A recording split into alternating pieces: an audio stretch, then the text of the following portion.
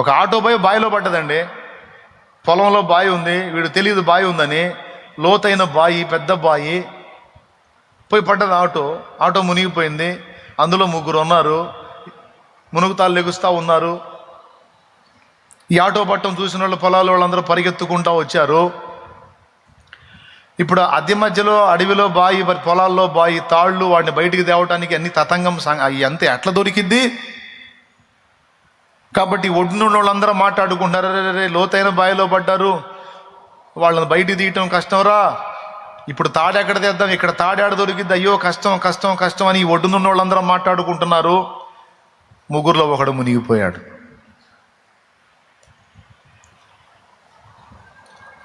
ఈ ఒడ్డునున్న వాళ్ళు అదే మాటలు మాట్లాడుకుంటున్నారు. కొందరు అటు ఇటు పరిగెత్తారు. మిగిలిన వాళ్ళందరూ లేదు కష్టం, మునిగిపోతారు, వాళ్ళని కాపాడటం కష్టం, ఇక్కడ తాడు దొరకదు, ఇప్పుడు వీళ్ళని బయటికి తీయటం సాధ్యం కాదు, ఇంకా కష్టమైపోయింది. ఇంక అదుగు అతను కూడా అలిసిపోయినట్టు, ఈత కూడా అలిసిపోతున్నారు, మునుగుతా తేలుతా ఉన్నారు, ఈతటో రానట్టుంది వాళ్ళకి, అలిసిపోయారు. ఇట్లాంటి మాటలన్నీ మాట్లాడుతున్నా 2వాడు కూడా మునిగిపోయాడు. 3వాడు అట్లనే తిరుగుతూ ఉన్నాడు. అట్లనే మునుగుతా లెగుస్తా తిప్పలు పడతా అట్లనే చేతులు ఆడించుకుంటూ తిరుగుతూ ఉన్నాడు. ఈ లోపు ఒకడు తాడు తీసుకొచ్చాడు, వేసాడు. వాడు ఒడ్డుకొచ్చాడు. అక్కడ తాడు పట్టుకున్నాడు, ఒడ్డుకొచ్చాడు. అప్పటిదాకా వీళ్ళు మాట్లాడుతున్న మాటలు, ఒడ్డునున్నోళ్ళు మాట్లాడుతున్న మాటలు 3 వింటున్నారు. 2 మునిగిపోయారు, ఒకడు ఒడ్డుకొచ్చాడు.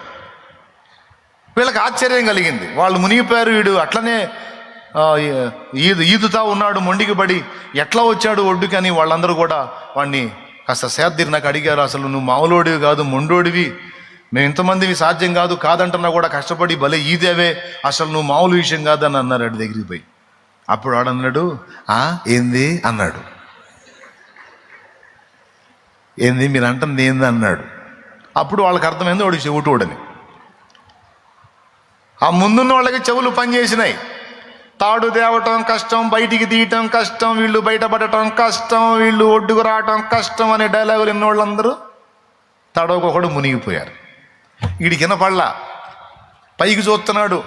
వాళ్ళేమో చేతులు ఊపుతా, వాళ్ళు మాట్లాడుకుంటున్న మాటలు మునిగిపోతావని. కానీ ఈడేమనుకున్నాడు తెలుసా, తాడు వస్తుంది అట్నే తిప్పలు పడు, తాడు వస్తుంది అట్నే తిప్పలు పడు అంటున్నారు. చెవిటి మేళం కదా, దేవునికి స్తోత్రం అనుకున్నాడు. అనుకొని నా కోసం ఎవరో వస్తున్నారని ఆ నిరీక్షణతో, ఆ విశ్వాసంతో వాడు నిలబడ్డాడు. బయటకు వచ్చిన వాళ్ళు చెప్పారు, మేము మునిగిపోతామని అంతసేపు అరిచి వాళ్ళిద్దరు మునిగిపోయారు, నువ్వు మునిగిపోలేదంటే మీరు ఆ మాట అది నాకు ఆడ వినపడ్డట్టయితే నేను కూడా పోయేవాడిని, నిజంగా నా శివుడు నాకు ఎంత మేలు చేసింది అన్నాడు. అర్థమైందా? దేవునికి స్తోత్రం కలుగును గాక. డాక్టర్ దగ్గరికి పోయావు, రిపోర్ట్ ఇచ్చాడు. ఏం చెప్పాడు? తపన పోతానని చెప్పాడా, ఉంటానని చెప్పాడా? పోతానని చెప్పాడు, ఉంటానని చెప్పాడు. వీళ్ళు కూడా రిపోర్ట్ వచ్చి వాడికి చెప్పిందాక తపన. అయ్యా మావాడు ఉంటాడా. ఆ గట్టిదే వచ్చింది, పోయేది ఖాయం అని అనుకో. అసలు మా మాటలు కూడా కొంత ఎమ్మటి ఏడుపు సీను మొదలు పెడతారు. అప్పుడే సచిన వాడిని సాగనంపినట్టు. మనం చేయాల్సిన పని ఏంటంటే, ఏ రిపోర్ట్ అన్నారని అది నాకు చెప్పకండి, నేను ప్రార్థన చేసుకుంటా. నాకు చెప్పకండి ఆ రిపోర్ట్ ఏదైనా సరే. తీసుకోవాల్సిన వైద్యం ఏదో చెప్పండి. ఆ జబ్బు ఏదో, అది పెద్దదో చిన్నదో, ఈ కంపెనీదా లేకపోతే మామూలుదని నాకు వద్దు. ఎందుకంటే విన్నాను అనుకో, మీకు ఇంకొక లాజిక్ కూడా చెప్తాను. ఏదన్నా జబ్బున్న మనుషులకి సమస్య తెలిసిందనుకో, 3 నెలలు బతికే మనిషి 3 రోజుల్లో వచ్చింది. తెలిస్తే ఎంతమంది ఒప్పుకుంటారు? పెద్దగా చెప్పండి, నిజమేనా? అవునా? తెలియలేదనుకో, 3 నెలలు బతికే మనిషి 3 ఏళ్ళు కూడా బతకొచ్చు.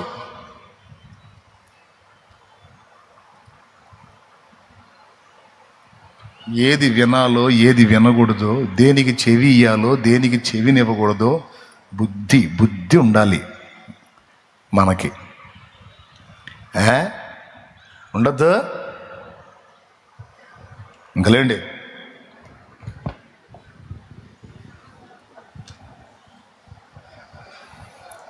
పైకి లేచి నిలబడదాం.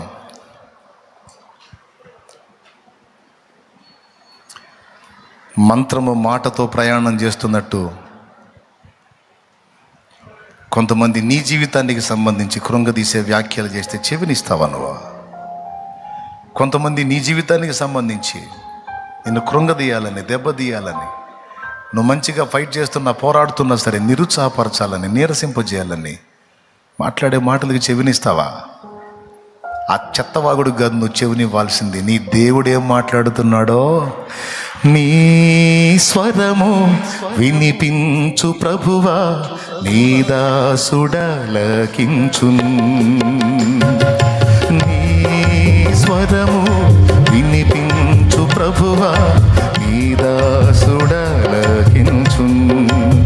నా దేవుడే మాట్లాడుతున్నాడు. నా దైవ స్వరం ఏం చెప్తుంది? ఎప్పుడు నీ చెవి దేవుని నోటికి అందుబాటులోకి వెళ్ళాలి. నీ రోగాన్ని గురించి, అప్పుల గురించి, సమస్యల గురించి, ఉద్యోగాన్ని గురించి, పిల్లల గురించి, తల్లుల గురించి, కేసుల గురించి, కలతల గురించి, కష్టాల గురించి, కన్నీళ్ల గురించి, వ్యాధి గురించి, బాధ గురించి, నీ ఫ్యూచర్ గురించి, దేని గురించి అయినా సరే ఇతరులు ఏమంటున్నారో కాదు, నిన్ను నిర్మించిన వాడు నీ సృష్టికర్త ప్రభు, ఆయన ఏమంటున్నాడు అని ఆయన పాదాల దగ్గరికి వెళ్ళాలి. అయ్యా నువ్వు మాట్లాడు, నీ స్వరము వినిపించు. మనుషుల మాటలు నేను లక్ష్య పెట్టను ప్రభువా. ఏమంటారు? స్థిరమే లేని మనుషుల ప్రేమలు నటనయే చూపుచూ కదిలే బొమ్మలు కలుగజేయులే నీకు గాయము చెయ్యలేవులే. ఉరేసుకున్న వాళ్ళు ఉన్నారు తెలుసా మీకు? మా ఊర్లో వాళ్ళు విమర్శించారని ఉరేసుకున్న వాళ్ళు ఉన్నారండి. అందరూ నన్ను అవమానంగా మాట్లాడుతున్నారు, పట్టించుకోవట్లేదు, నా గురించి ఆలోచించట్లేదు, నన్ను ఎవరు ప్రేమించట్లేదని, నన్ను అలాగన్నారు ఇలాగన్నారని సచ్చిన వాళ్ళు లేరా? ఉన్నారా లేరా? ఏమంటే ప్రార్థన చేయమంటారు, వెళ్తారా? మరేం చెప్పరేంది? ఉన్నారా లేరా? మరి ఏ మాటలు మనం వినాల్సింది? నిన్ను ఉరేపించే మాటలా, లేకపోతే అనేకుల్ని ఉరి నుంచి కాపాడే ఒక గొప్ప వ్యక్తిగా నిన్ను తీర్చిదిద్దే మాటలా? దేవుని వాక్యం ఫస్ట్ నేను అదే చూసుకుంటా. 1,000,000 మంది ఏకమై ఒకే మాట పలికినా నా దేవుడు నా విషయంలో ఏం మాట్లాడుతున్నాడో ఒక్కటి చూసుకుని దేవుని కృపలో ముందుకు సాగిపోతా. 1,000,000 స్వరాలని వినను, నాకు అనవసరం. ఏ పట్టవు నాకు దేవుడు ఏం చెప్పాడు? నా బిడ్డలారా నేర్చుకోండి. నిన్ను దెబ్బతీయడానికి దుష్టుడు పన్నేటువంటి కుట్రల్లో ఒక కుట్ర, పనికి మాలిన వ్యక్తుల ద్వారా పనికి మాలిన వ్యాఖ్యలు నీ చెవికి వినబడేటట్టు, అది నీ గురించి నీకే వినబడేటట్టు చేసి నిన్ను కృంగదీసి, నిరాశపరిచి, నిరుత్సాహపరిచి, నీలో ఉన్న స్థైర్యాన్ని దెబ్బతీసి నిన్ను పాడు చేయటం ఒక ప్రయోగం. దాని మీద నువ్వు మనసు పెట్టకూడదు, ఆ వ్యాఖ్యలకు చెవినివ్వకూడదు. నీ హృదయం దేవుని మీద. చెప్పండి, ఎవరి మీద? దేవుడు ఏమన్నాడు నా గురించి? దేవుడు ఏం చెప్తున్నాడు నా భవిష్యత్తు గురించి? కలుగజేయులే నీకు గాయము చెయ్యలేవులే ఏ సాయము. గాయాలన్నీ గేయాలుగా మార్చును నీకు యేసయ్య. సాయమిచ్చి ఆయనిచ్చి కౌగిట దాచును మెస్సయ్య. నీలో నిలచి నీతో నడచి మార్గమే చూపిన మంచి దేవుడు, అనురాగమే పంచిన ఆత్మీయుడు. మార్గమే చూపిన మంచి దేవుడు, అనురాగమే పంచిన ఆత్మీయుడు. హృదయమా నా హృదయమా ప్రేమను గాంచుమా, యేసయ్య ప్రేమను గాంచుమా.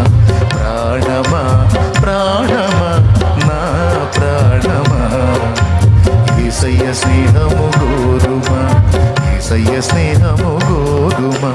నిన్నే తలచి నిన్నే వలచి దేవుడే మనుషుడైన చిత్రము చూడుమా, ఆ దేవుడే దీనుడైన చిత్రము చూడుమా. హృదయమా హృదయమా నా హృదయమా, యేసయ్య ప్రేమను గాంచుమా, యేసయ్య ప్రేమను గాంచు. దేవునికి మహిమ. జబ్బుతో ఉన్నావా? జబ్బుతో ఉన్నావా? మంచంలో ఉన్నావా? ఇప్పుడు వినేవాళ్ళు, లైవ్లో వినేవాళ్ళు కూడా చెప్తున్నాను నేను. మంచంలో ఉన్నారా నీ వాళ్ళు? మంచంలో ఉన్నావా? అట్లయితే డాక్టర్లు ఏమి చెప్పారు, డాక్టర్లు ఏం రిపోర్ట్ ఇచ్చారు, దాని గురించి మనుషులు ఏమనుకుంటున్నారు అనేదే నీ చెవికి వస్తూ ఉంటుంది. నువ్వు వినాల్సింది అవి కాదు. వాళ్ళు ఏం చెబుతారు? సావు కబురే చెప్తారు. అర్థమైందా? ఏం చెబుతారు? సావు కబురే చెబుతుంటారు. అప్పుడు సంతకాడ తెచ్చేవాడు సగం పొద్దుగా చేస్తావు. అది కాదు కదా. దేవుడు ఏం చెప్తున్నాడు? అప్పుడు మత్తయి సువార్త నుంచి మొదలు పెట్టాలి. ఎంతమందిని స్వస్థపరిచాడు, మందులేని ఎన్ని రోగాలు కుదిరిచ్చాడు, ఎన్ని రకాల జబ్బులు నయం చేశాడు, పక్షవాతపు జబ్బులు బాగు చేశాడు, కుష్ఠరోగానికి మందు లేదా దినాల్లో స్వస్థపరిచాడు, కళ్ళు లేని వారి కళ్ళు, కాళ్ళు లేని వారి కాళ్ళు, ఊచ చేతులు గల వారికి చేతులు, చచ్చిన వాళ్ళు కూడా జీవాన్నిచ్చి లేపిన శక్తివంతుడైన దేవుడేం చెప్తున్నాడు? నువ్వు దాన్ని అధ్యయనం చేయి, దాన్ని విను. ఎవడన్నా వచ్చి కూర్చొని ఏందంటే ఆ జబ్బు అంటే ఈ జబ్బు, ఈ సోదొద్దురా నాకు ఆపరే ఆపు, బైబిల్ ఇస్తా చదువు లేకపోతే పో. నిజంగా నన్ను ప్రేమిస్తే బైబిల్ ఇస్తా చదువు అని మత్తయి సువార్త ఇవ్వు. చక్కగా అందులో యేసయ్య చేసిన కార్యాలు చదవమను. చిత్రం ఏంటంటే అది చదివిన తర్వాత వాడికి కూడా విశ్వాసం కలిగిద్ది. వాడు ఏం చెప్పిపోతాడు తెలుసా? ఇంత గొప్ప దేవుడు నీకు తోడై ఉన్నాడు, తగ్గిద్దిలే పోరా వెళ్తానా నేను అని పోతాడు. లేకపోతే ఎరా ప్రకాషు ఏంద్రా నాకు తెలిసిందే, చాలా బాధ వేసిందిరా నీ గురించి తెలిసినప్పుడు ప్రకాషు, అసలు నాకైతే ఏమర్థం కాలేదురా, పిల్లలు గల్లోడి కదా ఏమవుతావా అని అనుకుందాంట ప్రకాషు. ప్రకాషు ప్రకాషు అంటే ప్రకాష్ ముందే చెప్తాడు.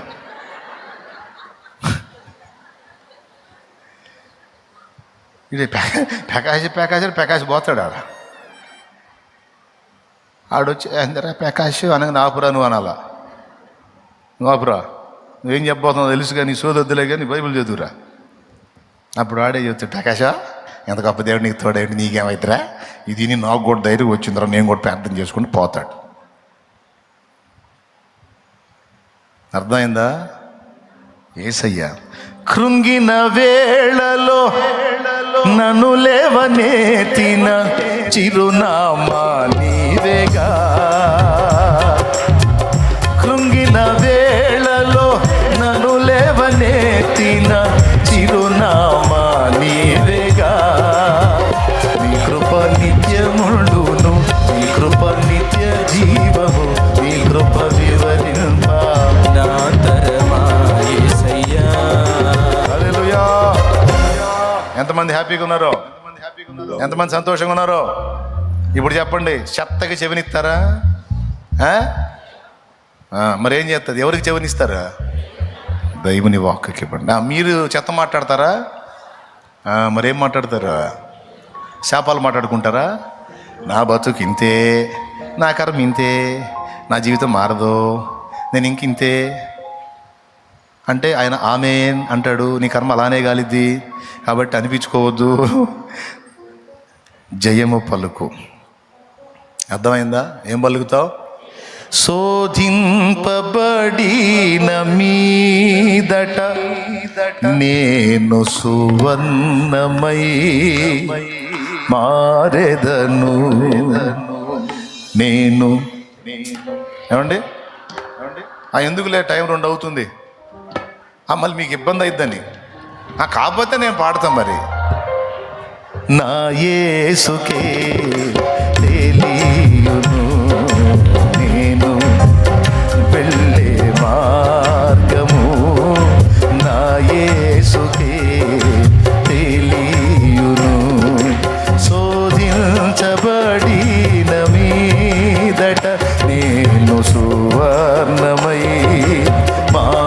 మారెదను.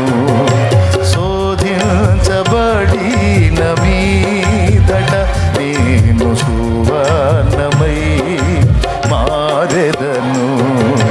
హల్లెలూయా హల్లెలూయా హల్లెలూయా ఆమేన్. హల్లెలూయా అదే హల్లెలూయా హల్లెలూయా రెండో చరణం. జలములలో బడినే వెళ్ళిన అవి నా మీద పారవు. జలములలో బడినే వెళ్ళిన అవి నా మీద పారవు.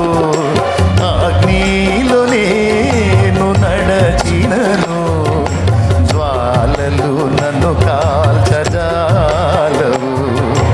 అగ్నిలో నేను నడచినను, జ్వాలలు నన్ను కాల్చజాలవు. నేను వెళ్ళే మార్గము నా యేసుకే తెలియును. ఆమేన్. ఇప్పుడు చెప్పండి, ఎంతమంది విశ్వాసం ఉంచుతున్నారో? మారతాయా మీ పరిస్థితులు? మారవా? తగ్గిద్దా తగ్గదా? తీరతాయా తీరవా? ఏంటి అది అంత చురుగ్గా ఉండాలి. ఆయన కార్యాలు చేయడానికి శక్తివంతుడండి. నువ్వు అనుకుంటావు ఏదో అయిపోతుందండి. జలములలో బడినే వెళ్ళిన అవి నా మీద పారవు.